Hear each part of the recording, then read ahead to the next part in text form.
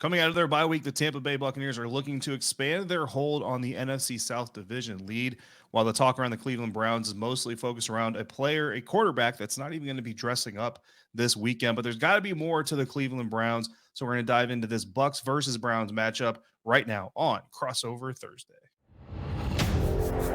You are Locked On Browns, your daily Cleveland Browns podcast, part of the Locked On Podcast Network.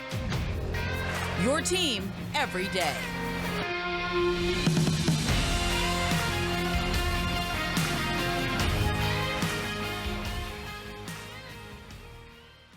What's up, everybody? Welcome to the Locked On Bucs and the Locked On Browns podcast. Both of us part of the Locked On Podcast Network, your team every single day. We are your daily podcast covering the Tampa Bay Buccaneers and the Cleveland Browns, and we're free and available on all platforms, including YouTube. And, of course, we thank you for making us your first listen or your first view of the day. I am David Harrison, covering the Tampa Bay Buccaneers for BucsGameDay.com, previewing this weekend's game with Jeff Lloyd, host of the Locked On Browns podcast. Make sure you're following Jeff on Twitter at Jeff_LJ_Lloyd, and you can find me at DHarrison82. Of course, today's crossover episode is brought to you by Prize Picks, daily fantasy made easy. You take 2 to 5 players, predict if they're going to score more or less than their Prize Picks projections, and you can win 10 times your money on every single entry. First-time users, you get a 100% deposit match when you use the promo code Locked On. So go to PrizePicks.com or download the Prize Picks app and use the promo code Locked On. Jeff, the biggest story around the Cleveland Browns is Deshaun Watson, right? But Deshaun Watson's not playing. So for this game, before we get to Houston, what is the biggest story about the Cleveland Browns? Just quickly, we thought, this was going to be 2 different seasons. Obviously, it was going to be the Jacoby Brissett season. It was going to be the Deshaun Watson season. Would they find a way to intertwine? Right now at 3-7, not really looking like that's going to be an opportunity here. So obviously, all eyes are Deshaun Watson a week from now. But Jacoby Brissett has played really, really well. And I think everyone is so surprised that this has gone the way it has. The offense, I think, has far exceeded expectations. Jacoby has been better than we thought. David Njoku did miss some time, but showed worthy of the contract they gave him. Amari Cooper's done his thing. Donovan Peoples-Jones progressed. Nick Chubb was Nick Chubb. We all had a lot of confidence that the defense was going to be better. We really thought the defense was going to be better. And it's rotating a lot of guys in, some of it due to injuries, some due to guys just can't play. They have 3 defensive tackles on this roster. I'd be hard-pressed to find homes on an NFL roster for any of these guys. So they're getting killed on the interior. They're getting gashed. So it's been tough in that, retrospect that, I think both units have basically done a 180 to what everybody thought they were going to do. Jacoby Brissett has been crazy impressive. I've always kind of thought he was a nice player, but you see some things that maybe hold him back from being a full-time starter. Slow in his back pedal. The release is slow. Granted, the accuracy is fantastic. Arm strength is there, with some of the better quarterbacks in the NFL. There's a good ball. But there's things that just hold him back. And it's sad. And, the Browns have really played, well on one side of the ball. They've really, really underperformed on another.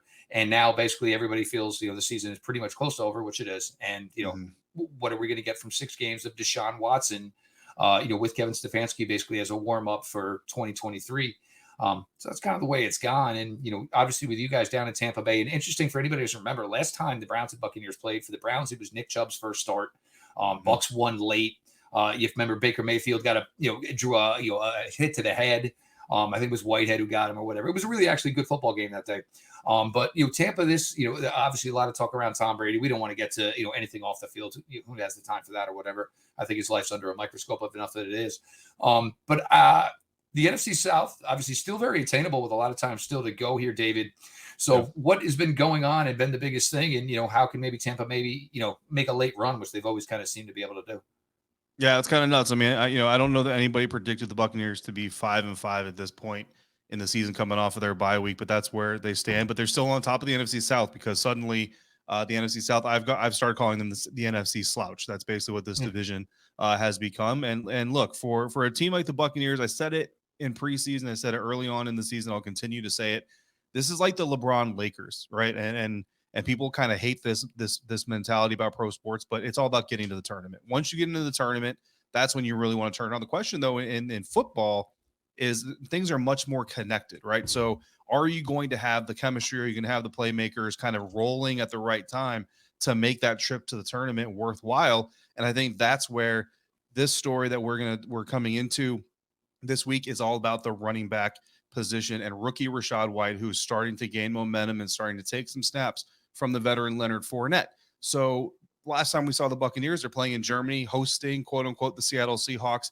And White did, in fact, outtouch the veteran Leonard Fournette 22-15. But the question is, was that because of Rachaad White, or was that because of all the extenuating circumstances? Leonard Fournette had a passport issue that was not resolved until right before they flew to Germany. Like, he almost missed the entire trip to Germany, which means that, of course, they're going to prepare Rachaad White to basically take starters reps. So even though Leonard was there, you kind of stick with the preparation, right?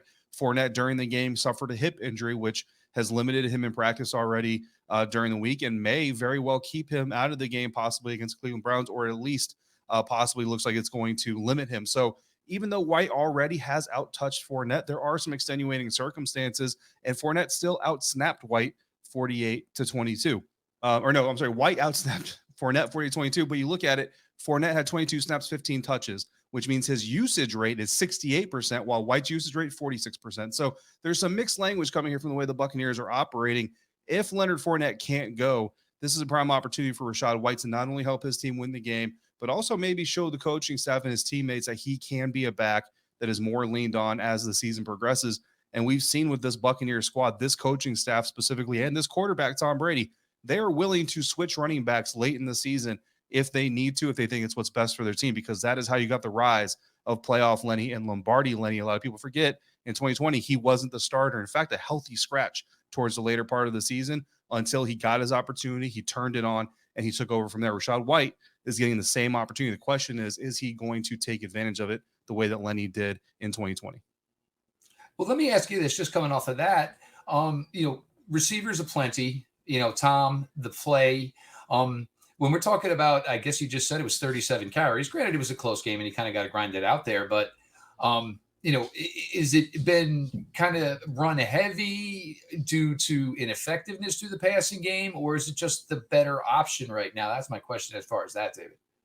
Yeah, I mean, I think a lot of it comes down to, and I've kind of said this before, that I don't feel that the trust between Tom Brady and the offensive line is where you want it to be. And I think Byron Leftwich also knows that. So the trust in the play caller and the offensive line isn't necessarily there. So you're not seeing as many deep shots. You're not seeing as much of a dedication to the passing game. You're seeing much more of a short game and a lot more runs. Into the angst of a lot of Buccaneers fans, you're seeing a lot of first down runs. And then, of course, we know that, if that thing goes for a loss or a 1, maybe 2 yard gain, now you're kind of behind the sticks, you're off schedule, and then you kind of have to get into a situation where you're facing some 3rd and longs. Seattle was a little bit better. The end of the game against the Los Angeles Rams was a little bit better, and you saw not only White, but you saw also Cade Otton get involved there. Scotty Miller has kind of had a little bit of a resurgence coming into the bye week. So, again, you're kind of looking, Mike Evans is great. Chris Godwin's obviously super talented.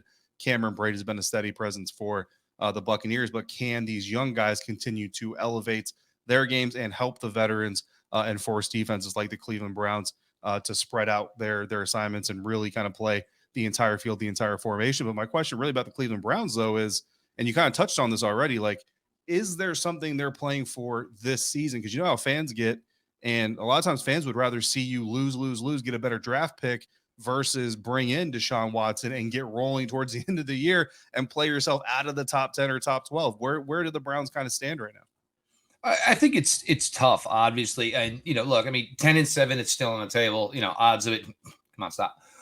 But you have this shiny toy, and, obviously, it comes with a price. It comes with a little bit of a black eye for some fans. There's some fans, and actually some people who, did content, did coverage. They left, haven't come back. It was just a tough pill to swallow. And it was also, and for me at the beginning, when it first happened, was like, if you're excited, I get it. If you're indifferent, I get it. If you're aggravated, I get it. But they think they have one of the top gunslingers in the game. They have not had this since they returned in 99. Certainly struggled to ever truly have it. Bernie was a legend, and Bernie was a good quarterback at times. But Deshaun Watson, the second he takes should be the best quarterback that ever played for this franchise in whatever history you want to put on it. Does it happen? Does it happen right away? God forbid, does it ever happen at all? I mean, there's a lot of mental weight I think he carries coming back. Every athlete knows, or anybody who knows in a situation where you're basically giving over money, it's an admission of guilt somehow, some way. Nobody's going to feel different. But, if you're just a straight football fan, I've been waiting my whole life for this team, and you think Amari Cooper's going to be a good guy. There's a way for the Browns to keep him for a very cheap number next year. Donovan Peoples-Jones, he will be a $1 million player next year. He's sniffing the door for a 1,000-yard season. David Njoku, you got Nick Chubb. You understand there's going to be a lot of work on the defense, but you got to be, fired up about this. It's been a long, long wait. And I think the Browns season, when the suspension went from 6 games to 11, everybody realized that was probably a doomsday maybe for this season. If everything didn't really go right, playing with a second string quarterback, having the defense fell apart like it did. But I think everybody's kind of jacked up because these last 6 games, Houston, Washington, New Orleans, Baltimore at home, they always play the Bengals well. They go to Cincinnati and at Pittsburgh.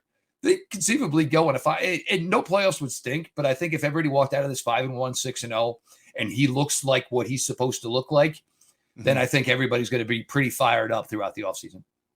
All right. So the Browns are certainly hoping that Deshaun Watson's going to come in and give them some help in writing the ship and everything that's going there. But again, he's not going to be here for this game. So we're going to talk about the guys who will be on the field for this game in our key matchups coming up. But first, this show is sponsored by BetterHelp Therapy Online. When I talk about some of the biggest moments in my life, Jeff, that I've had to adjust and kind of get things back to normal, nothing stands out to me than coming home from Afghanistan. My wife and I look back at it and we laugh about it now. But the truth is, I was so uncomfortable coming back to what most people would refer to as a normal life that I was asking permission to get glasses of water in my own home. That is next level uncomfortability, right? Fortunately, we were able to get past that, and eventually things did become normal again, but it didn't come without some help because life doesn't come with a user manual, and everyone deals with stresses in different ways. Sometimes we need help, and BetterHelp is the best way to get it right now. Therapists are trained to help you figure out the cause of challenging emotions and learn productive coping skills, which makes therapy the closest thing to a guided tour of the complex engine called you.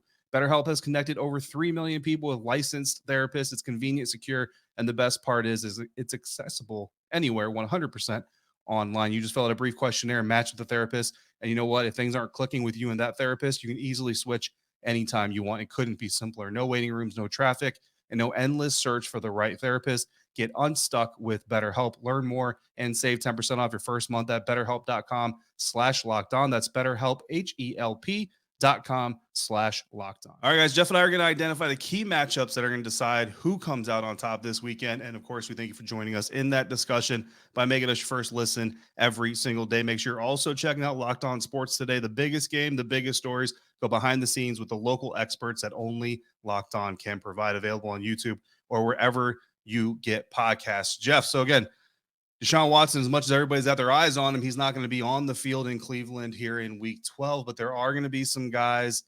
Nick Chubb obviously is going to be one of the bigger names, but is that Nick Chubb contest against the Tampa Bay Buccaneers defense the biggest matchup for you in this game? The Nick Chubb situation is certainly up there because it's struggled the last 2 weeks. We're not really familiar with that. Normally the cry is to get Nick more involved. The Browns will be on their third center this Sunday. Evan Harris was supposed to be the center, blew out his knee first reps of preseason. Ethan Posick, an absolute revelation, suffers a knee injury last week. Holode Froho will be the starter at center. He's played some at guard. He filled in for Wyatt Teller. He's been pretty good on the interior. But the run game needs to get going, or they just need to kind of abandon it early because they've been trying to force it. And it's not, if it's not there, just, we have enough confidence in Jacoby Brissett in the passing game. So maybe try to loosen things up that way. But for the Browns, week in, week out, and for Locked On Browns listeners, I'm sorry. And we appreciate y'all for being with us here on Crossover Thursday. Obviously, a big week, Thanksgiving week. Of course, David, to you, oh my God, thank you. Of course, obviously, for the service you provided. But it's on the defensive side of the ball. It hurts because you got some really good players, but the things you're hearing, and I know there's fans not trying to say, oh, well, they're calling out the coaching, they're calling out some of the players, but they're kind of calling out everybody. There's guys just not getting it done. There are, the run fits are deplorable. There's players, linebackers, safeties, that they look like they're not playing very well because you have defensive tackles getting driven 4 and 5 yards off the ball. So that's disrupting paths to the ball, the pursuit angles that they're supposed to have in rotation as far as following the ball carrier.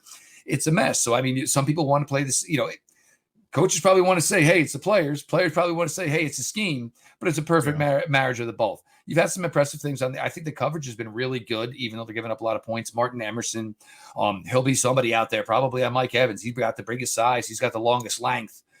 So that might be the matchup. And Martin Emerson has been a really big bright spot for him on the defensive side of the ball. But this is a team, as we talked about, like to run the ball. They're kind of leaning on the run game a little bit more than maybe you've seen the Tom Brady team have to do. But again, like you said, it doesn't take much to get yourself back to the top here in the NFC South. Teams have been running all over the Browns. And it's rough to see week in, week out. James Cook last week, Dalvin's little brother, career highs. Guess what? I've seen about 3 or 4 running backs have their career highs this year in rushing yards against Cleveland Browns. It's frustrating. It's annoying. But it's a problem that's not going away. They can't stop it. And until they do, I still won't believe they probably can. Yeah, and I mean, you bring up a good point because that's my key matchup for the Tampa Bay Buccaneers to win here is the Buccaneers running backs against the Browns front seven. So to add on to what you just said about the Browns struggles on the defensive front, they're 23rd in rushing yards per game, 28th or 23rd in rushing yards per play, 28th in rushing yards per game. So obviously not good there. And I was going to ask you, are those stats indicative of what we're seeing in Cleveland? And obviously they are. But not only do the Buccaneers like to get their running backs involved in the running game, it's classic Tom Brady. They also like to get them going in the passing game. Again, Leonard Fournette, if he's able to go in this game, is currently second in targets for all running backs between the numbers behind the line of scrimmage to the line of scrimmage, and then first in running back targets when you're talking about 0 to 10 yards. Again, between the numbers there, with 20 of those. Rachaad White also has 13 targets, despite the fact that he really hasn't had the biggest workload. So specifically, the Buccaneers like to run because they want to try to get that established and, again, try to dominate the line of scrimmage, which obviously helps the passing game. But also everybody knows Tom Brady, he dislikes pressure the most where? Up the middle. I think most quarterbacks are pretty much the same, but Tom Brady is a statue back there, so he really hates pressure up the middle. So that's why you see so many targets going to running backs over the middle, because they're trying to throw over that blitz, which if it's effective then forces you to kind of bite back a little bit on your own aggressiveness. So Jeff, do you think that is kind of the blueprint here for the Buccaneers offense to trying to combat the Cleveland Browns defense, is pound the middle, but then when they do bring that early pressure to leak out a running back over the middle like they've done so much already?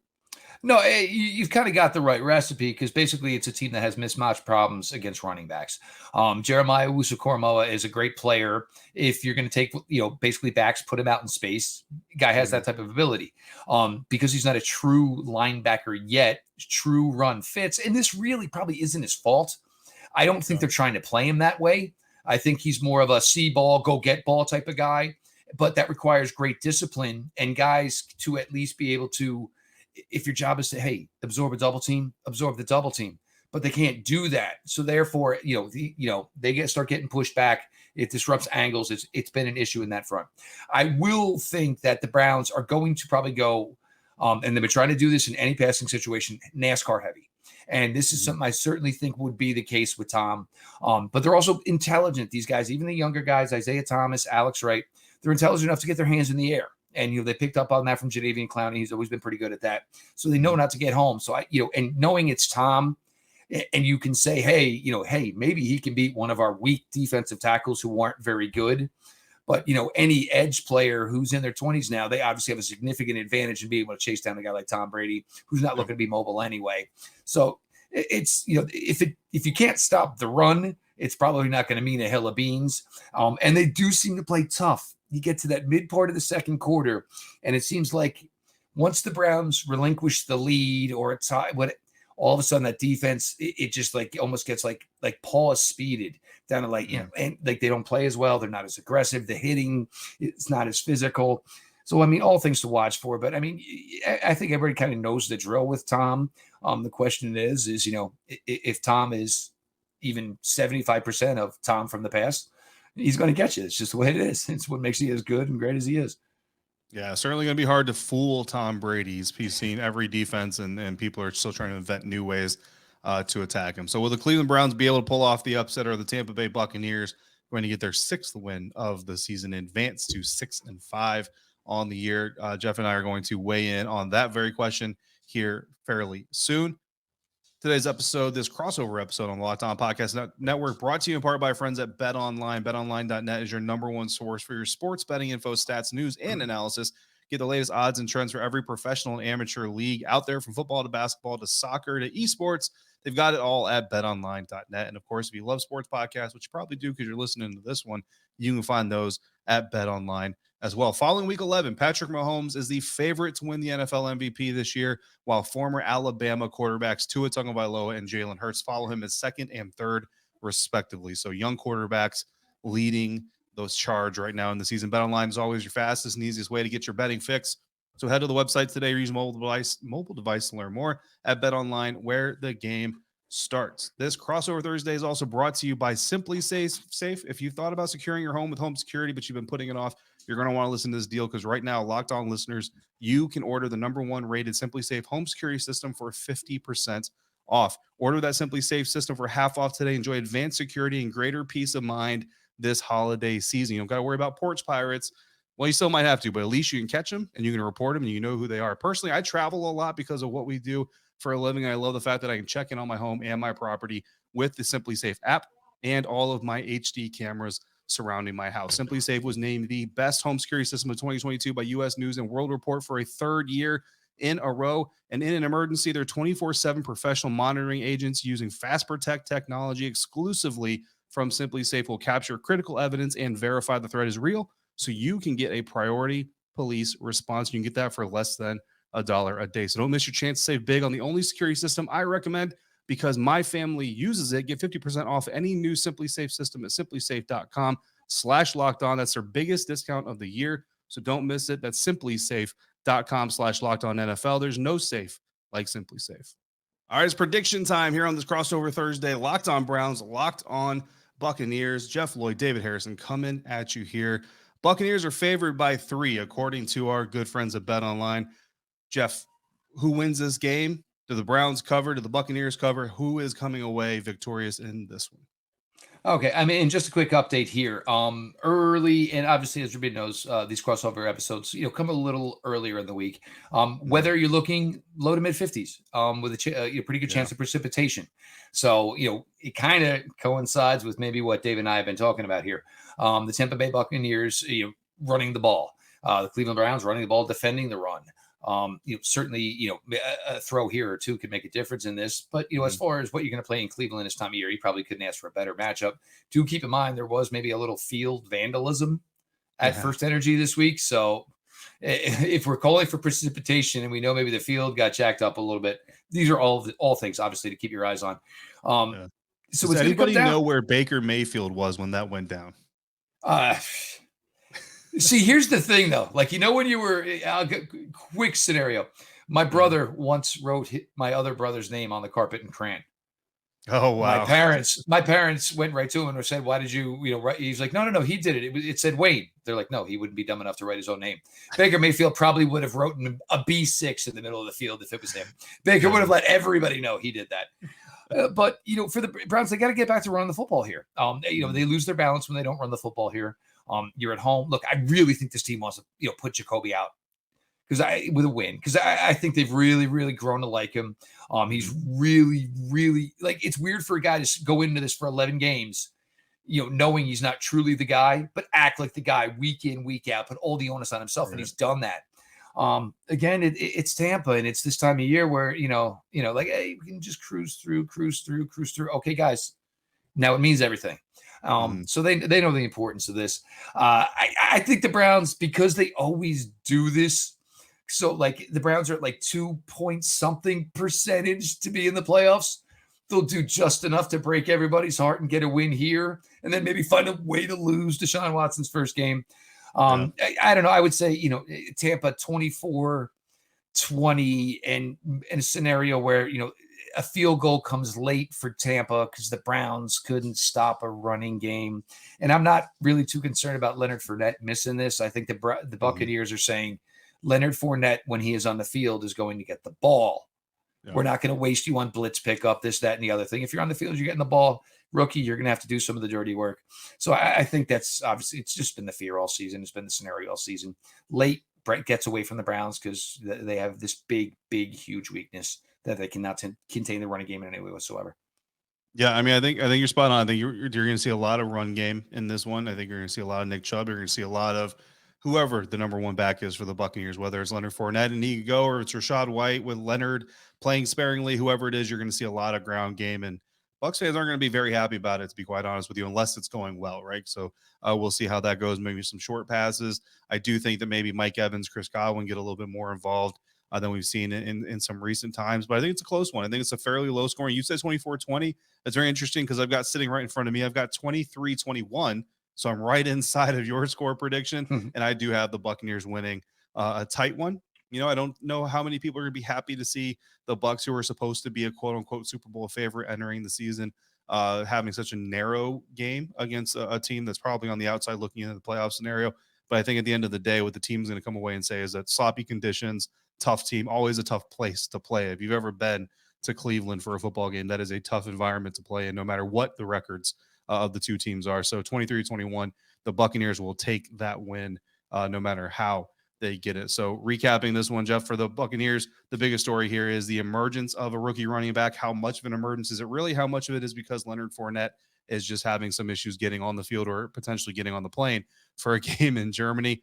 But that running back matchup against the Browns defense, their front seven, is really going to be important, not just on the ground, but also in the passing game, where we know that Tom Brady likes to try to exploit matchups and overly aggressive teams that they do indeed come out in those NASCAR packages. I love that you dropped Isaiah Thomas because, I mean, you're a team expert, so I expect you to know the depth guys. But that's a name that not a lot of Buccaneers fans probably know. I'm actually going to talk a little bit about him on our final episode this week because I've got some stats that I want to throw at people. And Bucs fans, Isaiah Thomas may be a name that you hear on Sunday more than you probably would have thought you would have beforehand. And then finally, I've got the Browns covering the spread, but I do think the Buccaneers get their third straight win, expand their grip on the NFC South.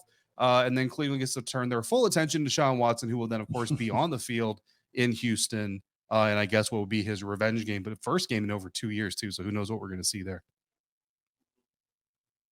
It's going to be exciting. But look, I'd like to still, you want a puncher's chance. You basically want to be told it's over when it's over. And it's going to be weird for the Browns because Deshaun Watson's going to play out. There's young receivers, David Bell, Michael Woods, Anthony Schwartz. Still, these guys haven't got much of an opportunity. I'm sure the Browns are going to want to get a look at them. Defensively, reserves are going to get playing time. The Browns are going to make wholesale changes on that side of the ball. And it's weird that we're at this point, the way an NFL season goes, obviously for you, where Tampa Bay is, obviously to where, the Browns currently are. But it's getting close to that. But, for the Browns, look, it was a year that, it was going to be really, really difficult regardless. They needed a lot of things to go their way. Obviously, it didn't happen. But they're going to get to see their guy. The entire franchise is committed to it. I mean, the lengths they went to hopefully that this is going to be the thing. And I think we're to the point everybody wants to see it. But there are a few of us who truly appreciate what Jacoby Brissett has done.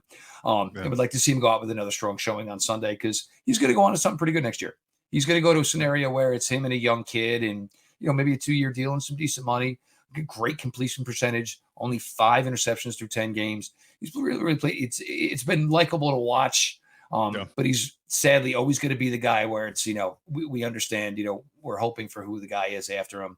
And it's another case here. So, but it should be a good one Sunday. The Browns, it comes down to, if they can keep it close for a half, we're going to get a nice competitive game over 60 minutes. Sometimes it doesn't always go that way, though. Yeah, absolutely. I mean, it should be a good game. And yeah, you're right. Jacoby Brissett, one of the people in the National Football League that probably deserves more appreciation than he gets. Always setting the table for the next guy. But that's very important to have that table set for that next guy. So for all of you out there, hopefully you enjoy the game. Locked On Buccaneers, Locked On Browns. We appreciate all of you, of course, for making us your first listener, your first view of the day. It's Thanksgiving. This episode is still dropping. We're still giving you content on Thanksgiving Day. So if you're listening or viewing on Thanksgiving, even if you're watching or listening to this thing after Thanksgiving, I'm sure that Jeff agrees. We're very thankful for all of you football fans, you crazy football fans, you loyal football fans out there for allowing us to be a part of your daily routines. And look, if you're listening to us or watching this while you're eating Thanksgiving dinner, slide a plate over in front of the screen. You never know what'll happen. We'll greatly appreciate you.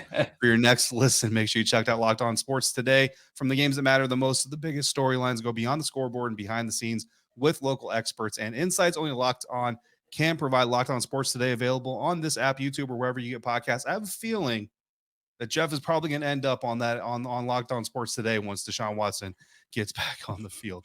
For Jeff Lloyd, host of Locked On Browns, I'm David Harrison, host of Locked On Bucs and writer for BucsGameDay.com. If you're out and about, please be safe, be kind to one another. Enjoy the game this weekend. If you see us around, make sure you say hi to us. Enjoy your Thanksgiving weekend. Thank you for joining us on this crossover episode of the Locked On Podcast Network, your team every day.